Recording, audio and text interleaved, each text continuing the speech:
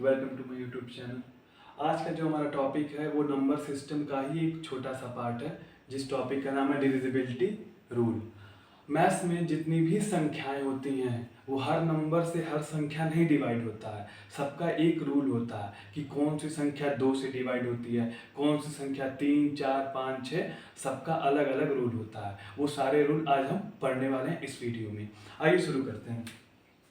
Divisibility of two. सबसे पहले हम लोग टू की डिविजिबिलिटी देखते हैं कि कौन सा बड़ा से बड़ा नंबर जो भी रहे हम कैसे पहचाने कि वो नंबर टू से डिवाइड है। तो आपको टू की डिविजिबिलिटी आइए सिखाते हैं।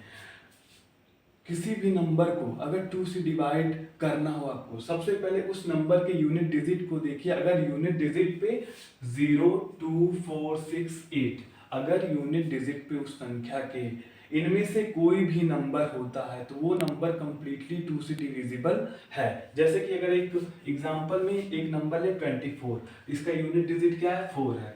4 क्या है, इन नंबरों में से एक नंबर है, मतलब ये संख्या 2 से कंप्लीटली डिविजिबल होगा। अगर 2 से इसको डिवाइड किया जाए तो 2 1 जा 2, 2 जा 4, 12 आएगा।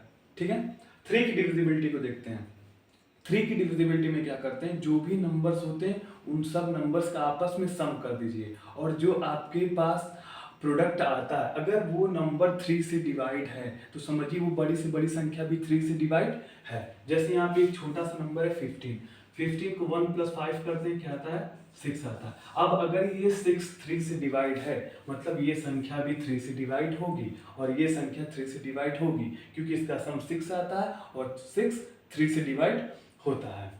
4 पे ध्यान देते हैं। 4 का क्या होता है कि 4 को कैसे पहचान कि कोई भी बड़ा से बड़ा नंबर 4 से डिवाइड है कि नहीं। इसमें लास्ट के 2 डिजिट को देखा जाता है, यानी यूनिट डिजिट और 10th डिजिट को देखा जाता है। अगर किसी भी संख्या के पीछे से दो संख्याएं यूनिट डिजिट 10th डिजिट अगर डिवाइड है तो समझिए वो नंबर 4 से कंप्लीटली डिविजिबल है।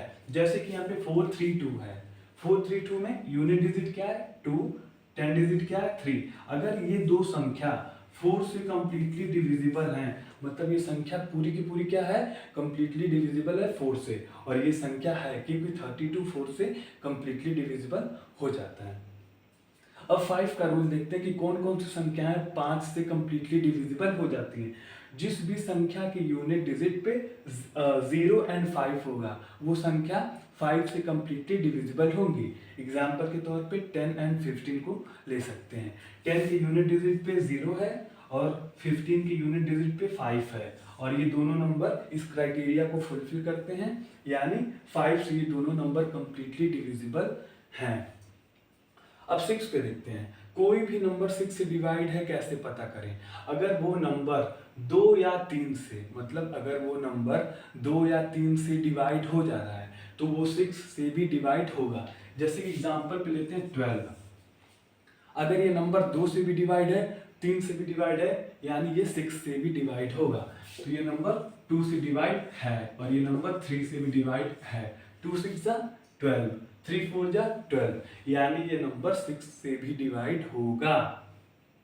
7 की डिविजिबिलिटी थोड़ी सी कॉम्प्लिकेटेड होती है। मेरे हिसाब से 7 और 11 की डिविजिबिलिटी अदर के कंपैरिजन में थोड़ी सी आसानी कह सकते हैं। ठीक है।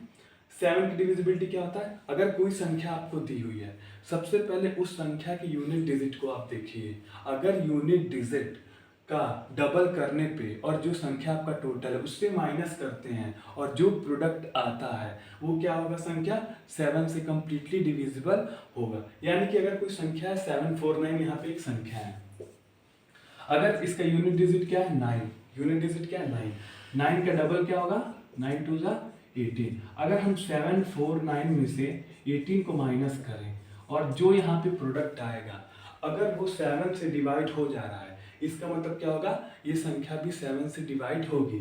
749 जो संख्या, और ये क्राइटेरिया आगे धीरे धीरे बढ़ते जाता है। ठीक है। 7 की डिविजिबिलिटी समझ में आई। अगर हम उस संख्या के यूनिट डिजिट को डबल करके उस टोटल संख्या में से माइनस करते हैं और जो प्रोडक्ट आता है अगर वो प्रोडक्ट 7 से डिवाइड है तो वो संख्या भी 7 से डिवाइड है, और ये क्राइटेरिया ऐसे धीरे धीरे आगे बढ़ते जाता है। लास्ट में देखते हैं 9 का। 9 की डिविजिबिलिटी रूल क्या है, सेम ये 3 की डिविजिबिलिटी रूल की तरह ही होता है। जैसे 3 की डिविजिबिलिटी रूल में क्या देखते हैं, सारे नंबर्स को ऐड करते हैं, जो प्रोडक्ट जो नंबर हम लोग के पास आता है अगर वो कंप्लीटली 3 से डिविजिबल है तो बड़ी से बड़ी संख्या भी 3 से डिविजिबल होती है। सेम 9 के केस में भी ऐसा होता है, जो भी बड़ी से बड़ी संख्या होती है अगर वो 9 से कंप्लीटली डिविजिबल हो जाती है तो वो बड़ी से बड़ी संख्या भी डिवाइड हो जाएगी। जैसे यहाँ पे एक संख्या है 189 को अगर आपस में प्लस करते हैं 18 प्लस 9, ठीक है, कितना आया 18 आया, कितना है 18 आया। अब ये जो 18 संख्या अगर ये 9 से डिवाइड हो जाती है तो ये बड़ी से बड़ी संख्या या जो भी संख्या आपके मन में हो, जो भी आपके सामने हो, वो भी संख्या डिवाइड हो जाएगी। मतलब 9 से 18 डिवाइड होता है, मतलब ये संख्या 9 से डिवाइड है। 11 की डिविजिबिलिटी रूल क्या बोलता है कि आपको ऑड और इवन प्लेस का सम करके उन दोनों के बीच माइनस कर दो।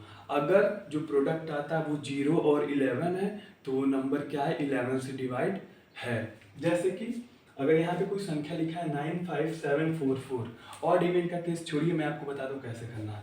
एक नंबर को लीजिए दूसरा छोड़ दीजिए, एक नंबर को लीजिए दूसरा छोड़ दीजिए, एक नंबर को लीजिए दूसरा छोड़ दीजिए।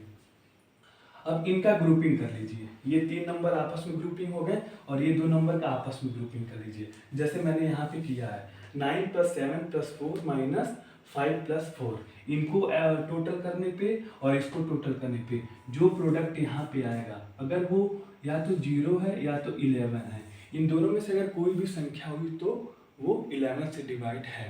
आई होप आप लोग को ये क्लास समझ में आई हो और थैंक यू सो मच।